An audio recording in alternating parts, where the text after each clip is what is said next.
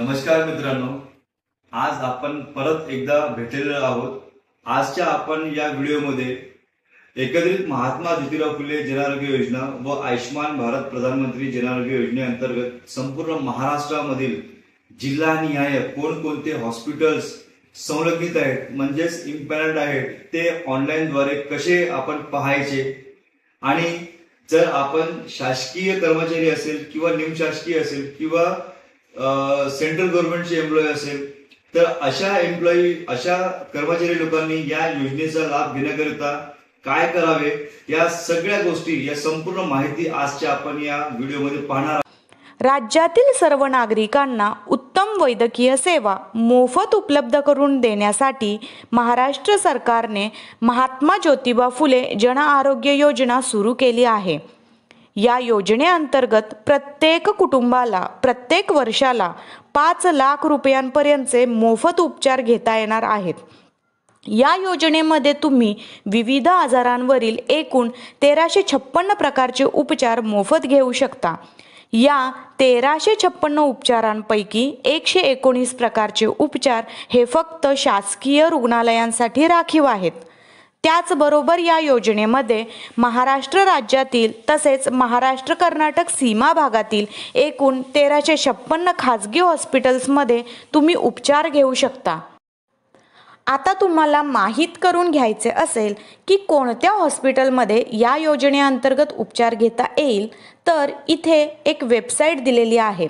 त्याच्यावर जाऊन क्लिक केल्यावर ही अशा प्रकारची विंडो दिसेल। इथे या हॉस्पिटल या ऑप्शनवर क्लिक केल्यानंतर तुमच्या जिल्ह्याचे नाव सिलेक्ट करून सर्च केल्यावर तुमच्या जिल्ह्यातील या योजनेमध्ये समाविष्ट असणाऱ्या सर्व हॉस्पिटलच्या नावाची यादी तुम्हाला दिसेल। तसेच या योजनेअंतर्गत तुम्ही कोणकोणत्या आजारांवर उपचार घेऊ शकता हे देखील याच वेबसाईटवर जाऊन पाहू शकता। याचबरोबर सगळ्या गव्हर्नमेंट हॉस्पिटलमध्ये सुद्धा या योजनेअंतर्गत तुम्ही मोफत उपचार घेऊ शकता। बरं, या उपचारांचा जो काही खर्च होईल तो राज्य आरोग्य हमी सोसायटीकडून सरळ त्या रुग्णालयांना दिला जाणार आहे। आता बघूयात या योजनेसाठीची पात्रता काय आहे। महाराष्ट्र राज्यातील सर्व शिधापत्रिकाधारक यामध्ये पिवळे, केशरी व पांढरे रेशन कार्ड असणाऱ्या कुटुंबांना या योजनेचा लाभ घेता येईल। याचबरोबर महाराष्ट्र राज्याचे अधिवास प्रमाणपत्र असणारी कुटुंबे सुद्धा या योजनेसाठी पात्र आहेत।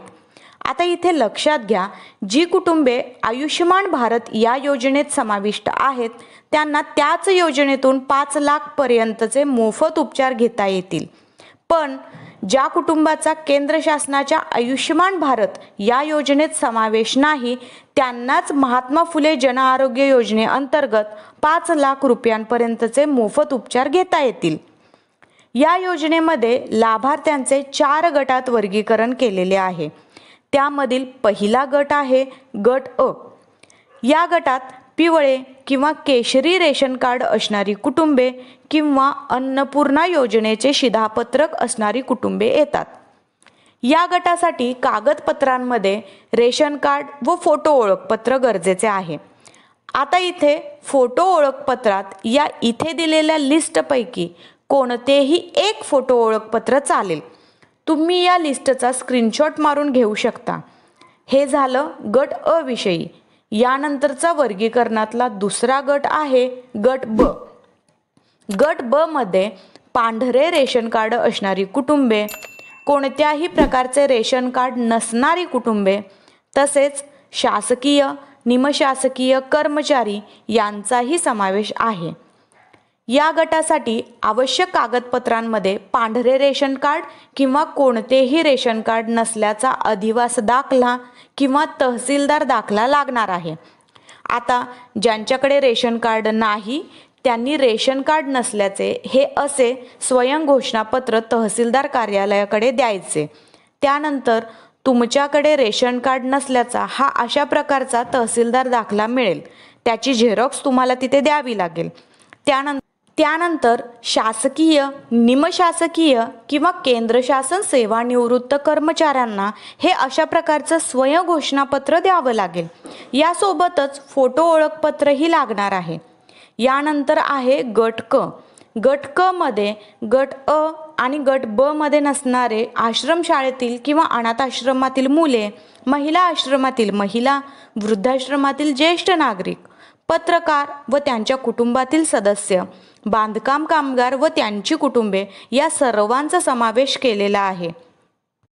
या गटातील लोकांना उपचार घेण्यासाठी त्या संबंधित संस्थेने दिलेले ओळखपत्र व मी आधी सांगितलेली जी लिस्ट आहे त्यापैकी कोणतेही एक फोटो ओळखपत्र ही कागदपत्रे आवश्यक आहेत.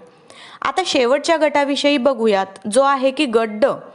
गट ड मध्ये गट अ, ब व क मध्ये नसलेले महाराष्ट्र सीमा भागातील रस्ते अपघातात जखमी झालेले महाराष्ट्राबाहेरील व देशाबाहेरील रुग्णांचा समावेश होतो. याचबरोबर पूर्वीच्या स्वर्गीय बाळासाहेब ठाकरे रस्ते अपघात विमा या योजनेचा समावेश महात्मा फुले जन आरोग्य योजनेत केलेला आहे. यानुसार उपचार खर्चाची मर्यादा 30,000 ऐवजी प्रति रुग्ण प्रति अपघात 1,00,000 एवढी केली आहे. या गटासाठी कागदपत्रांमध्ये अपघातग्रस्त व्यक्तीचा रुग्णालयातील फोटो, पोलिसांनी रुग्णालयाला कळविलेला फोटो व फोटो ओळखपत्र. इथे फोटो ओळखपत्रामध्ये आधार कार्ड, मतदान ओळखपत्र किंवा पॅन कार्ड या 3 पैकी कोणतेही एक फोटो ओळखपत्र लागेल. या सर्व कागदपत्रांची पूर्तता गट ड मधील लाभार्थ्यांनी करावी लागणार आहे. तुम्ही या योजनेअंतर्गत असणाऱ्या हॉस्पिटलमध्ये गेल्यानंतर आधी सांगितलेली आवश्यक कागदपत्रे जमा करून या योजनेचा लाभ घेऊ शकता. आता या योजनेची अधिक माहिती हवी असेल तर शासनाच्या या वेबसाईटवर जाऊन तुम्ही वाचू शकता. तर मंडळी, व्हिडिओ आवडला असल्यास नक्की लाईक व शेअर करा. आणखी कोणत्या योजनेची माहिती जाणून घ्यायला तुम्हाला आवडेल ते कमेंट सेक्शनमध्ये कळवा. धन्यवाद. तर मित्रांनो, आज आपण पाहिले की महाराष्ट्रामध्ये संपूर्ण जिल्ह्यातील या योजनेअंतर्गत कोणकोणते हॉस्पिटल्स संलग्नित आहेत ते कसे ऑनलाईन मध्ये पाहायचे आणि जे शासकीय कर्मचारी लोक आहेत त्याकरिता आपले जे डॉक्युमेंट्स लागतील, जे जसं की स्वयं घोषणापत्र लागतील, जे ते का त्यांचं फॉर्मॅट कसं आहे ते सगळ्या गोष्टी आपण यामध्ये पाहिलेल्या आहे. तर मी आशा करतो निश्चितच हा व्हिडिओ आपणास उपयोगी पडेल, जेणेकरून आपण या योजनेचा लाभ घेता येईल.